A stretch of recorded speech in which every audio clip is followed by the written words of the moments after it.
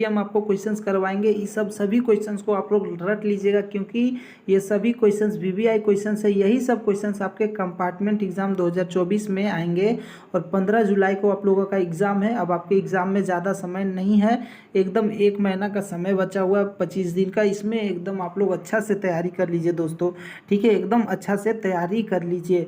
और आपके लिए हम 200 ऑब्जेक्टिव क्वेश्चन और प्लस 50 सब्जेक्टिव क्वेश्चंस का हिंदी और इंग्लिश में PDF तैयार किए हैं और आंसर के साथ में, ठीक है। तो ये PDF अभी तक जो बच्चे नहीं लिए हैं ले लीजिए। ये PDF में एकदम VVI क्वेश्चन है चैप्टर वाइज, ठीक है। ऐसे हम आपको करवा भी रहे हैं, जो बच्चे नहीं लिए हैं ले लीजिए। ये आपके लिए बहुत ही ज़्यादा इम्पोर्टेंट होने वाला है।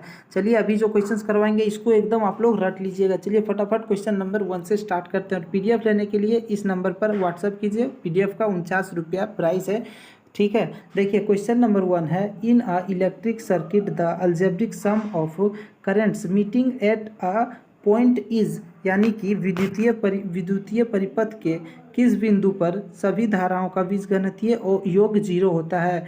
तो 0, ठीक है, 0 पर क्या होती है, सभी बीजगणितीय योग जो होते हैं वो बिंदुओं पर, 0 बिंदु पर, ठीक है।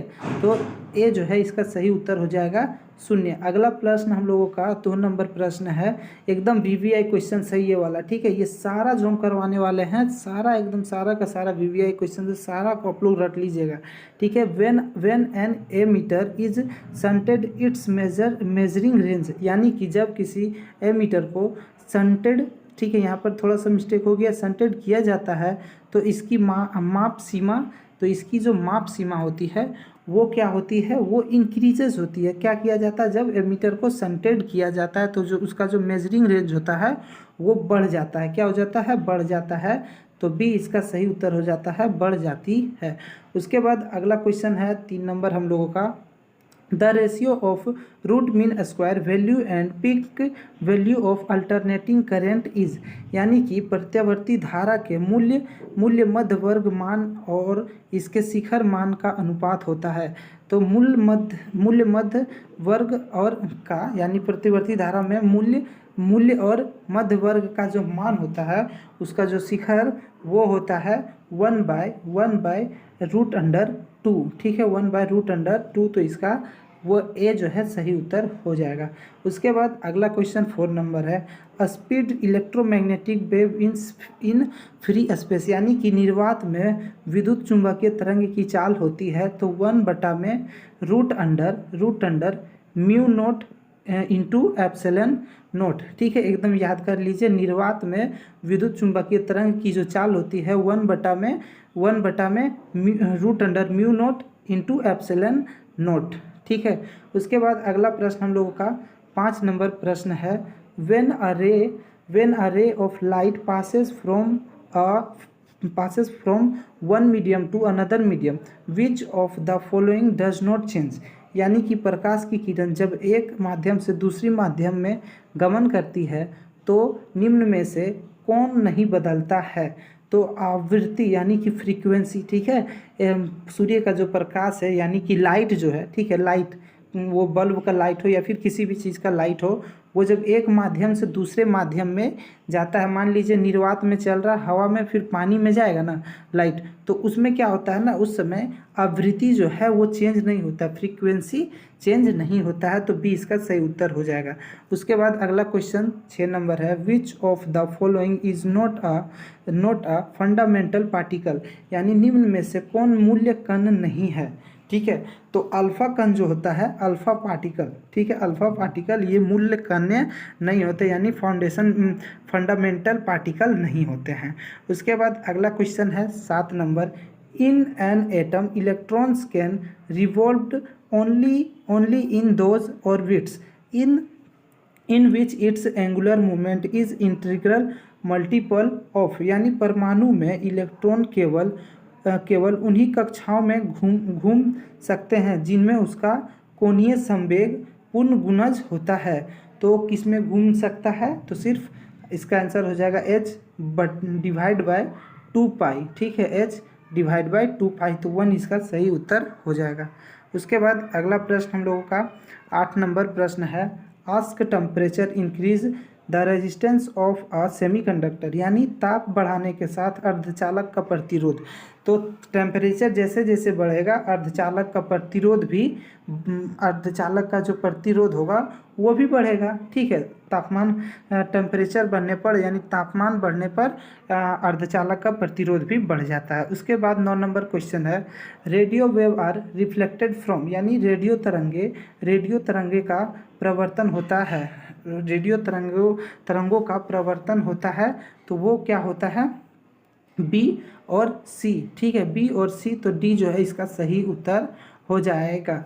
ठीक है, उसके बाद अगला प्रश्न हम लोगों का 10 नंबर क्वेश्चन है, an electric dipole of moment p is lying along a uniform electric field E, the work done is rotating the dipole by 90 degree is, यानी कि अपूर्ण पी वाले किसी विद्युतीय द्विध्रुव को समरूप विद्युतीय क्षेत्र ई के दिशा से 90 डिग्री से घूर्णित करने में किया गया कार्य होगा। ठीक है, 90 डिग्री पर जो किया जाएगा तो इसमें जो कार्य लगेगा वो होगा P इंटू में E। ठीक है, यानी कि C जो है इसका सही उत्तर हो जाएगा।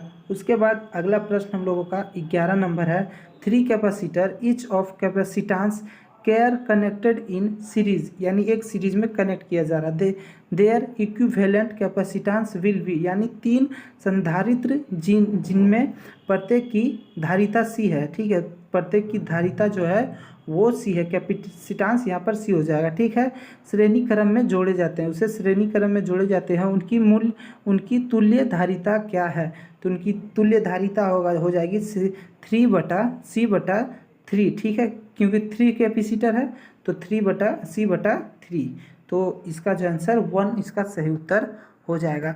उसके बाद 12 नंबर क्वेश्चन है, as temperature increase the resistance of conductor, यानी कि इसमें जो होगा कंडक्टर में बढ़ता जाएगा। ठीक है, क्या हो जाएगा, टेम्परेचर इंक्रीज करेगा तो रेजिस्टेंस ऑफ कंडक्टर इंक्रीज। ठीक है, तो बी इसका सही उत्तर हो जाएगा। उसके बाद अगला प्रश्न है 13 number, the number of turn in primary and secondary coil are respectively, यानी प्राइमरी कोयल जो है वो N1 है एंड सेकेंडरी N2। देन यानी कि किसी उच्चकीय ट्रांसफर में प्राथमिक एवं द्वितीय कुंडली में फेरों की संख्या क्रमशः है, तब क्या होगा, N1 जो है N1 से छोटा हो, N1 जो है छोटा होगा 2 से, यानी कि N2 जो है ग्रेटर देन N1 होगा। ठीक है, तो इसका जो बी सही उत्तर हो जाएगा। N1 जो है क्या होगा, N2 से छोटा। उसके बाद अगला क्वेश्चन हम लोगों का 14 number, the length of N astronomical telescope in normal adjustment is, यानी सामान्य समायोजन में खगोलीय दूरबीन की लंबाई होती है, तो क्या होती है, FO + FE, तो C इसका जो है सही उत्तर हो जाएगा। उसके बाद अगला प्रश्न हम लोगों का 15 नंबर है, beta particle are fast moving, यानी बीटा कण तेज से चलने वाले हैं, तो इलेक्ट्रॉन जो है, इलेक्ट्रॉन बीटा पार्टिकल ये एक फास्ट मूविंग करता है, मतलब कि तेज से चलने वाले हैं। उसके बाद ए इसका सही उत्तर हो जाएगा इलेक्ट्रॉन। उसके बाद अगला क्वेश्चन हम लोगों का 16 नंबर है, the equivalent resistance of register in parallel combination, यानी कि समांतर समायोजन में प्रतिरोधों का कुल प्रतिरोध होता है, तो कुल प्रतिरोध जो होता है वो घट जाता है, यानी कि डिक्रीजेस होता है। ठीक है, घट जाती है।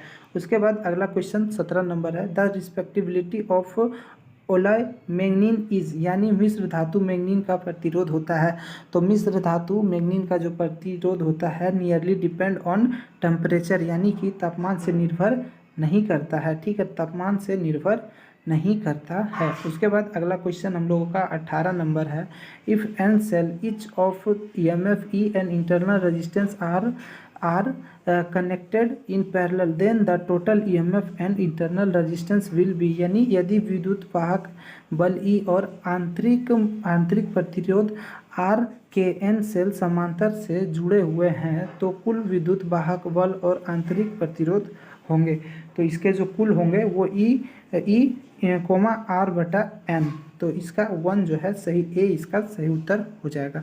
उसके बाद अगला क्वेश्चन 19 नंबर है, द रिस्पेक्टिबिलिटी ऑफ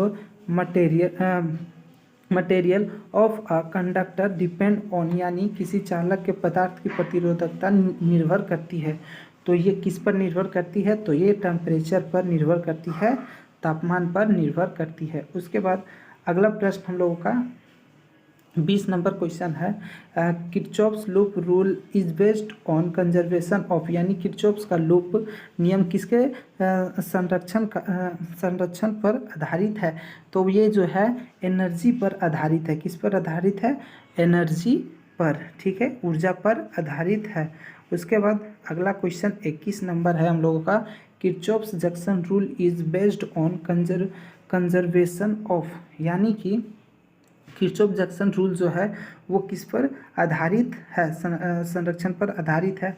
तो किरचॉफ्स रूल का जो है वो एनर्जी यानी कि ऊर्जा पर आधारित है, किरचॉफ्स संधि का नियम। उसके बाद 22 नंबर क्वेश्चन है, drift velocity v d are varies the intensity of electric field has पर द रिलेशन, यानी कि तो वी डी और ई के रिलेशन पूछ रहा, तो वी डी जो है is directly proportional to E, v d जो है ई के डायरेक्टली प्रोपोर्शनल होता है।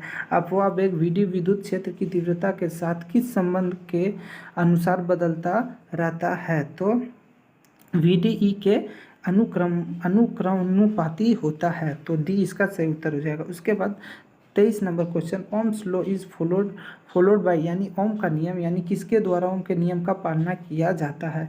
तो ओम का जो नियम है वो कंडक्टर के द्वारा, ठीक है, चालक के द्वारा पालन किया जाता है, चालक पर। उसके बाद 24 नंबर क्वेश्चन है, the ray of light travelling from the rarer medium to denser medium, यानी जब लाइट एरर मीडियम से डेंसर मीडियम में आता है तो बेंडिंग टुवर्ड्स द नॉर्मल, यानी कि वो नॉर्मल की तरफ मुड़ जाता है, ठीक है, यानी कि प्रकाश की किरण विरल माध्यम से सघन माध्यम की ओर गमन करती है, तब वो क्या होती है? लंबवत की ओर झुक जाती है।